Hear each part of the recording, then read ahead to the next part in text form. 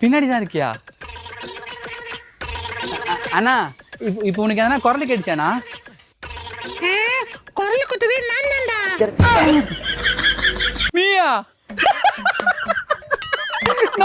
என்னடா நீ உன் உடம்புக்கும் உன் குரலுக்கும் சம்பந்தமே இல்லாம இருக்க?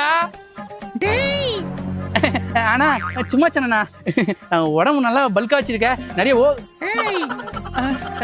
ஐயோ இவன் குரல் கேட்டது சீ போடுது. அண்ணா நல்லா உழைச்சி சாப்பிடுறேன்னு சொல்ல வந்தண்ணா. ஏன்டா என் குரலைய கிண்டல் பண்ற? உன்ன